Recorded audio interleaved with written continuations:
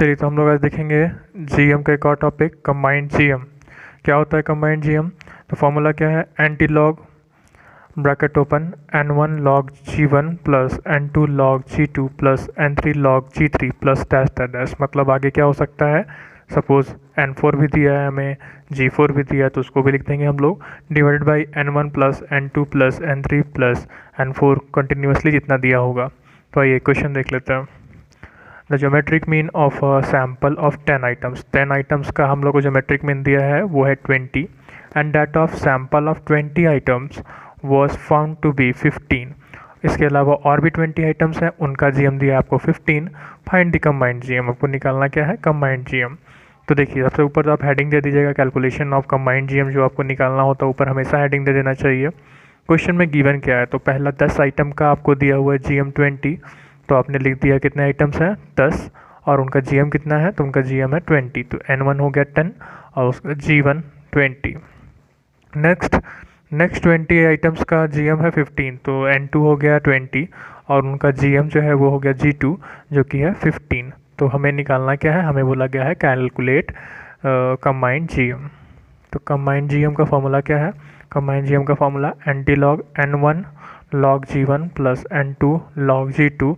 बस यहाँ g2 तो खीरने देंगे क्योंकि हम लोग को दो ही आइटम्स दिया हुआ है, बाई n1 प्लस n2। आइए इसका यूज़ करते हैं और बनाते हैं हम लोग क्वेश्चंस को।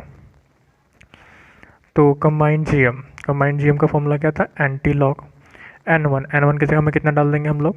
10 मल्टीप्लाइड बाई लॉग और g1 का वैल्यू कितना? 20 प्लस n2 कितना? 20 into log 15 by n1 plus n2 मतलब 10 प्लस 20। नेक्स्ट फिर से एंटी लॉग। फिर अब हम लोग देख लेंगे यहाँ पर log 20 का वैल्यू। सबसे पहले तो हम लोग ये देखेंगे कि 20 कितने डिजिट का है? तो 20 2 डिजिट का है, तो यहाँ पे लिख देंगे 1 और उसके बाद लगा देंगे एक डेसिमल। अब क्या देखेंगे हम लोग अपने लॉग टेबल में? 20 का 0। याद रखिएगा पहले भी लॉग टेबल देखने बताए हैं, अगर याद नहीं है तो पहले वाला एक बार वीडियो फिर से देख लीजिए। तो 20 का 0 देखेंगे, और ये 1 क्यों लगाए हैं? क्योंकि 20 2 डिजिट का है, जितने भी डिजिट का रहता है उसमें से हम लोग 1 सब्ट्रैक्ट करते हैं। तो 2 डिजिट का था तो उसमें से 1 सब्ट्रैक्ट किया गया 1। अब 20 क्या देखना है हमें? 0। तो आइए लॉग टेबल देखते हैं। लॉग टेबल में 20 और 20 का 0। तो लॉग टेबल में देखिए यहाँ पे 20 और 20 का क्या देखना है हमें? 0। तो 20 का 0 कितना दिया है? 3010। ठीक है, 20 का 0 कितना है? 3010। यहाँ हम लोग लिख देंगे 3010 प्लस 20 है तो 20 लिख दीजिए। फिर है log 15, तो 15 कितने डिजिट का है? 2 डिजिट का, उसमें से 1 घटा लेंगे तो 2 माइनस 1 तो 1 ही आ जाएगा। log 15, तो आइए 15 देखते हैं। तो 15 का क्या देखेंगे? तो 15 का भी हमें देखना पड़ेगा 15 का 0 जो कि कितना है? 1761। तो लिख दीजिए अभी 1761 डिवाइडेड बाई ये जो 10 प्लस 20 है वो कितना बन जाएगा हमारा? 30 एंटी लॉग। अब इन दोनों को मल्टीप्लाई कर लीजिए आप, तो आपका आ जाएगा 13.010 और इन दोनों को मल्टीप्लाई कर लेंगे आप तो आपका आ जाएगा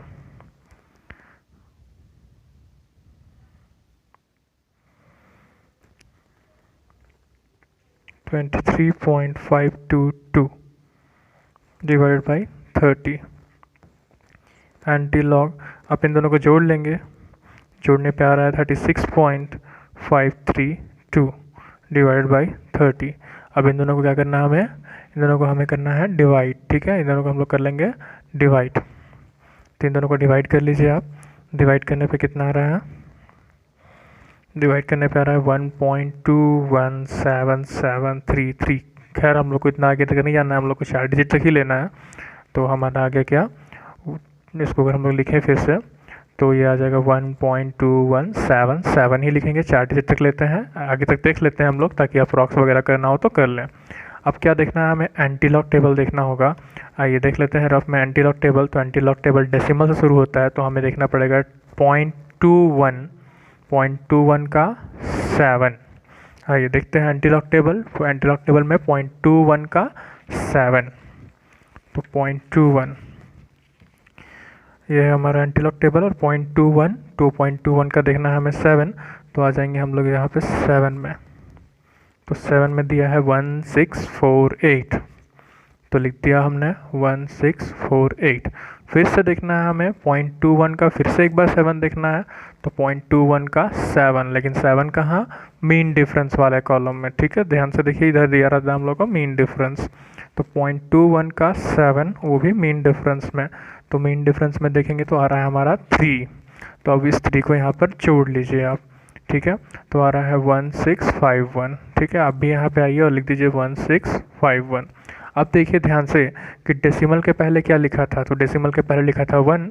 अब जो भी नंबर लिखा रहेगा डेसिमल के पहले, 2 रहेगा, 3 रहेगा, जो भी रहेगा उसमें अपने मन से आपको जोड़ लेना है 1। तो 1 + 1 कितना हो गया, 2। अब आगे से आइए और 2 डिजिट के बाद आप डेसिमल लगा दीजिए, तो यहाँ पर आपका लग जाएगा डेसिमल। तो यही हो जाएगा हमारा आंसर। याद रखना है डेसिमल के पहले जो लिखा रहता है, सपोज 2 लिखा रहता तो भी हम उसमें 1 जोड़ते, आता 3, तो आगे से आकर के 3 डिजिट के बाद डेसिमल लगाते। खैर यहाँ तो था हमारा 1, तो हमने फिर से उसमें 1 ही जोड़ा। 1 तो हमेशा ही जोड़ेंगे, 1 + 1 2, और आगे से आकर के डेसिमल लगाना है। हमेशा याद रखना है आपको, आगे से आकर के ही डेसिमल लगाना है। तो यही हो गया हमारा आंसर, यही था हमारा कंबाइंड जीएम। ठीक है, बाकी हम लोग नेक्स्ट वीडियो में जब मिलेंगे तो हम लोग देखेंगे एचएम। ठीक है, वो भी एक इम्पॉर्टेंट टॉपिक है एचएम। चलिए अभी के लिए इतना ही रहने देते हैं। Thank you.